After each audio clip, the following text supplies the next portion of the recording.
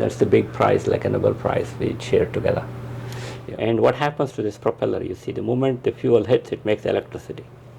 Welcome, everyone. I'm here today with Professor Prakash, and we would like to talk about the legacy of George Oláh. That should be the main goal, the main direction. How are you today? I'm fine. I think if he would be with us today, he would say he's proud of you. Why do you think that is? Yeah, the reason is George Oláh and I been together. I came to his group in 1974. 74, yeah. The United States, to a town called Cleveland, Ohio, where Professor Oláh was already a professor at Case Western Reserve University. And then I came as a PhD student, a 20-year-old PhD student from India. And the moment I joined this group, we were together for more than 40 years. And we did a lot of chemistry together, and we did a lot of discoveries together, and we also enjoyed doing research together. If you compare liquid hydrogen, liquid methanol, liquid hydrogen at minus 254 degrees Celsius, methanol at room temperature, methanol carries twice the energy density of hydrogen. How would you describe his legacy here? His legacy, of course, as a good human being, his legacy is wonderful. He has done a lot of good deeds in his life. But for the chemistry community and to the rest of the world, his legacy is, of course, he got the Nobel Prize for developing this carbocation chemistry in superacids. But later on, his legacy is we have a big problem facing the world right now, the greenhouse problem. And George Oláh gave a fantastic footprint how to solve the greenhouse problem through a concept called the methanol economy. And methanol can substitute petroleum for all kinds of uses. In fact, methanol is the fuel of choice for internal combustion engines. For example, it can replace gasoline. It's a high octane fuel. In fact, all race cars used to use methanol. So modern cars can run on methanol without any change. And it gives you much better, properties. For example, the emissions are very clean. It does not make any nitrogen oxide, NOx, and also it does not make any particulate emission, and it is also high octane, means better performance. All these things make a fuel to substitute gasoline. It's also a substitute for diesel with little modification, and it gives you much higher torque. That means the engine footprint could be smaller. And also diesel engines are emissions are very bad. Yes. They make NOx, they make particulate emissions, incomplete formaldehydes and things like that. Whereas methanol combustion is very fast, very good. And also methanol could be used to make electricity at room temperature using a technology we developed at this institute with George Oláh as one of the investigators, the direct methanol fuel cell. At room temperature, we can make electricity using liquid methanol. And this is methanol in water. I take a little bit of it, and I'm going to inject it to this anode compartment. And what happens to this propeller? You see, the moment the fuel hits, it makes electricity. And this was invented here. George Oláh, myself, NASA people, NASA co-workers, and all that. So this is a technology which has been commercialized too. And methanol could also be converted to ethylene and propylene by a process that we explored in the 80s, in the last 1980s in our institute. Now, once you make ethylene, propylene, you make all petrochemical products. So this one carbon alcohol could be a substitute for petroleum oil, and this can be made from carbon dioxide, which you can capture from air or point sources, coal burning power plants, cement plants. And you can, with hydrogen, which can generate using green energy from electrolysis of water, so you can make methanol. In fact, this will replace, so that way we don't have to change our infrastructure. Remember, it's compatible. Yeah. All human beings all living things on earth are made of carbon. Yes. So one of our famous statement is, if carbon is the problem, carbon has to be the solution, because you and I are made of carbon. So CO2 is a one carbon problem. Methanol is a one carbon holistic solution. This is the legacy of George Oláh. In fact, this is happening as we speak. In Iceland, Reykjavik, there is a plant which takes CO2 from geothermal steam, hydrogen from geothermal electricity. We make 12 tons of renewable methanol a day, and that plant is called George Oláh Renewable Methanol Plant. Carbon Recycling International in Reykjavik. And these things have been adopted in countries like, China.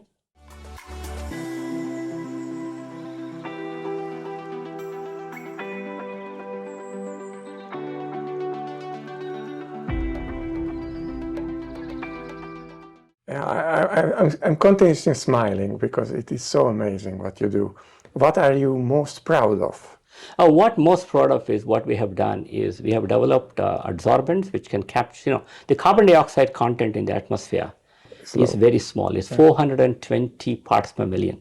So 0.042% is a miracle molecule. And this miracle molecule is used by nature through photosynthesis to create you and I, including all the plant kingdom and the animal kingdom. So if nature can recycle carbon, Olah's legacy is, why can't we recycle carbon through chemistry?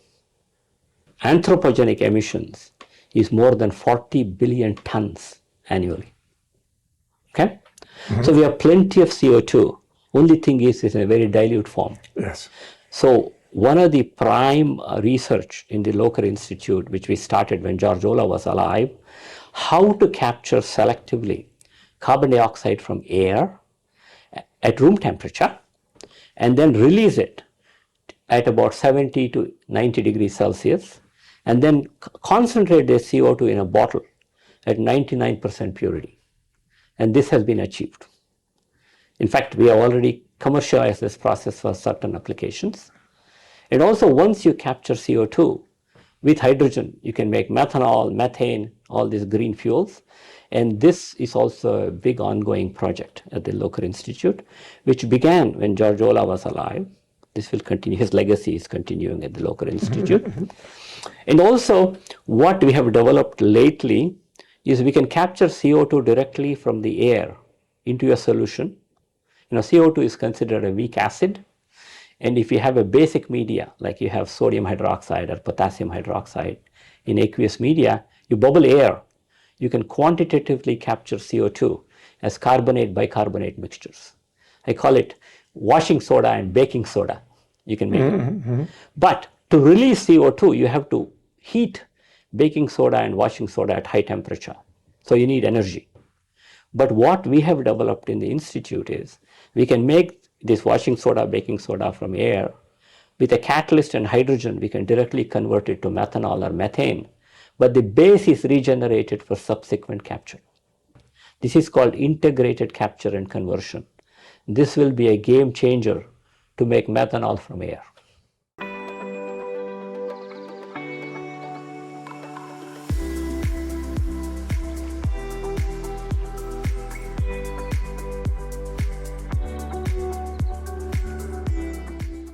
Oil and gas is still available. Yes. It's very cheap. And the Arabs had a monopoly. But right now, the biggest exporter of oil and natural gas is United States. United States is a big force behind it. In fact, we are the largest exporter of natural gas to Europe because what happened in Ukraine and all that crisis, right? We replaced Russia to be an exporter of natural gas. And United States is also finding more and more shale oil and shale gas. So we're very flush with fossil fuels. Okay? Still. So the industries, the way the economies are set up, they're not interested in adopting this idea. See, the beauty about methanol economy is you don't have to change your infrastructure very well. One of the biggest costs to go to a new paradigm infrastructure change, you have to create everything new. In fact, there are 1.3 to 1.5 billion private automobiles which run on gasoline. To make all of them electric, how much carbon you're going to put? You need to extract lithium, make batteries, you need to redo the cars. New wires, new this thing, transmission and all that. So if you think about it, just coming up with a renewable fuel, which is green, just like biofuel, Yes. Biomass and things like that. This will be a fantastic thing, and it will happen. And human beings are not very proactive. We are only reactive when we have a crisis. The crisis point we have not reached yet. Yeah, and all this should happen in market conditions. Yes, So, exactly. yeah. And also methanol right now is mostly made from coal and natural gas by a process called reforming processes and all that. So that is a lot cheaper. But again, cost, what cost society is willing to pay. In fact, if you put a price on carbon dioxide, people are talking about it. Yes. Europe did it, but it didn't work out because Russia cheated on that. It didn't work out. But if you work out carbon credits, the lowest hanging fruit is the methanol economy concept. Because also we human beings, we don't like easy solutions. We always want complex solutions. Because nobody likes a low hanging fruit. Everybody likes the fruit at the top of the tree. This is the problem, because what George Olah's legacy is, he came up with a workable, a low hanging fruit solution. Which I think will save the world, in my opinion.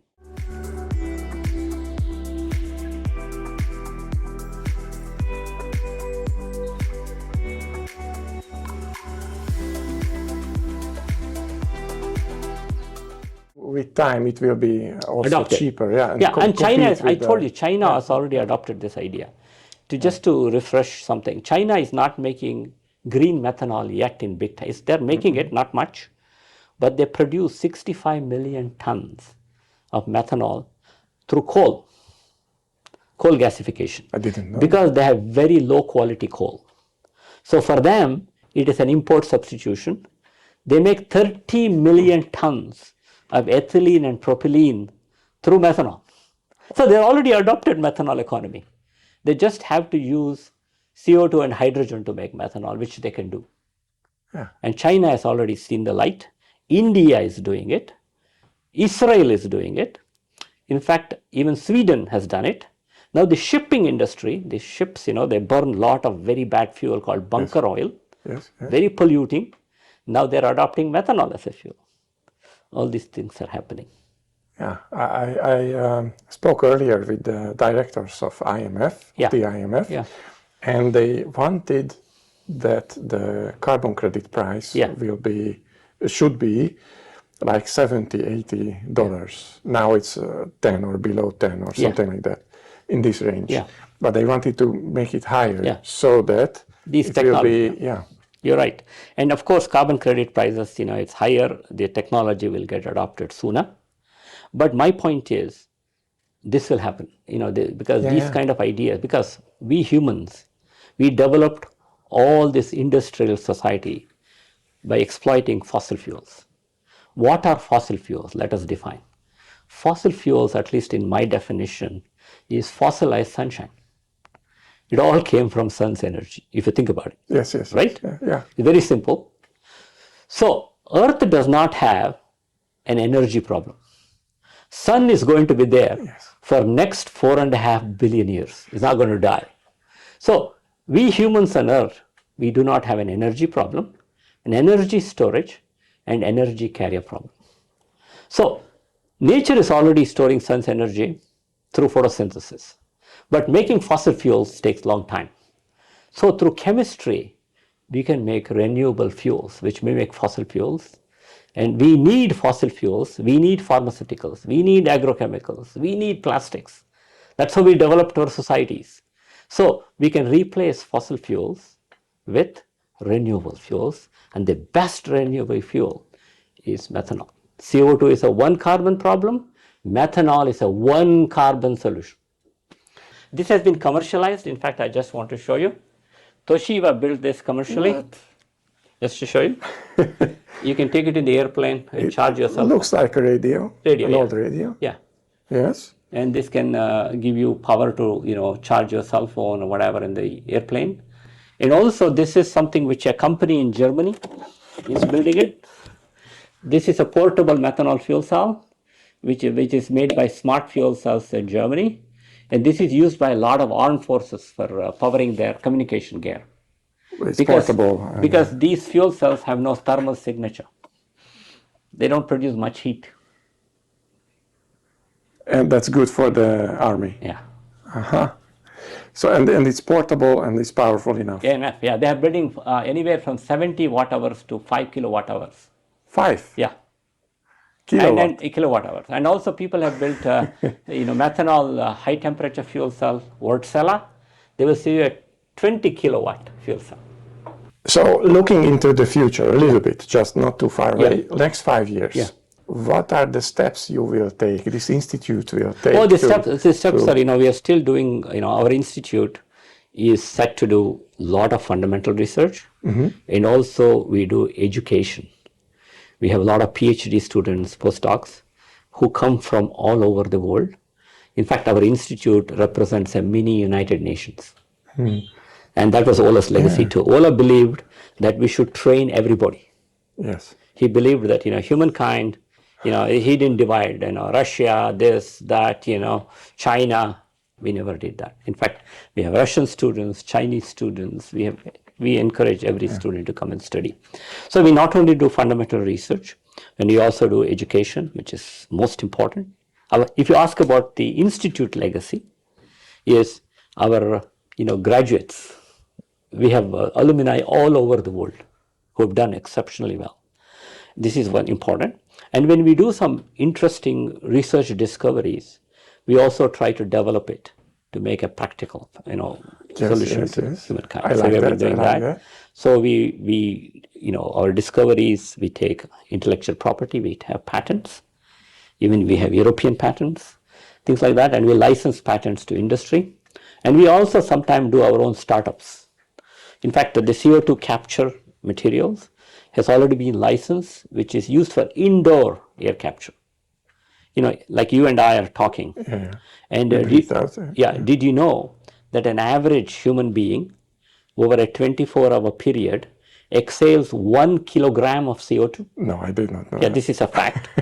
So what happens is in high-rise buildings, like Empire State Building or Goldman Sachs Building or Sears Building, offices, when thousands of people are working, when the CO2 level within the building goes up from 420 ppm to 1500 ppm, your mental faculties will come down. So all these buildings have huge air handlers where they take outside air and mix it with inside. They're exchanging it, but the air has to be cooled or heated depending upon the season. It's even more energy. With our technology already, in 1,000 buildings, they save 40% energy costs. This was one of the applications. In long term, it also causing less heat. Exactly. So CO2, we could do that. That has been applied. And also, we are capturing CO2, for example, from air or even coal burning cement plants or even coal burning power plants and cement plants, which have a lot of CO2. They can be captured. And 40 billion tons is huge every year. So only 1 billion ton is enough to make all your renewable fuels and feedstocks. So we need to capture in large quantity and bury it underground. This is another solution, engineering solution people are talking about. So what George Olah's legacy was converting carbon dioxide to renewable fuels and feedstocks.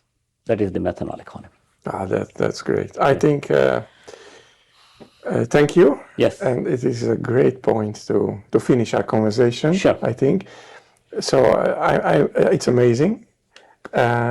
If people want to know more about you and your institute, where can they find you? Oh, we have a website.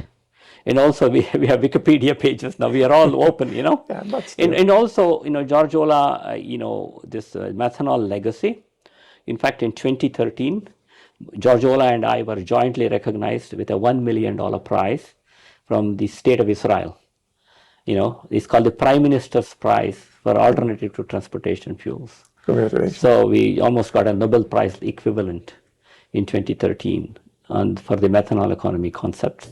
keep up the good work. Thank you. Thank you, Peter. Thank you. Nice talking to you. Nice to be here. Yes. Thank you. The thing is, we do encourage people, and this institute always welcomes researchers. We can have exchange programs. In fact, we have an exchange program with Hungary right now.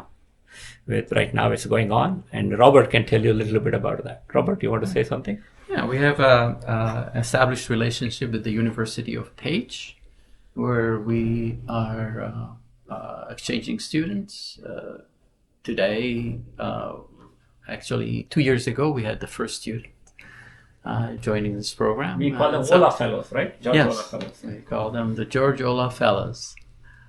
And we hope to continue this in the indefinite future. We're trying to build systems that will survive us so that they become impactful.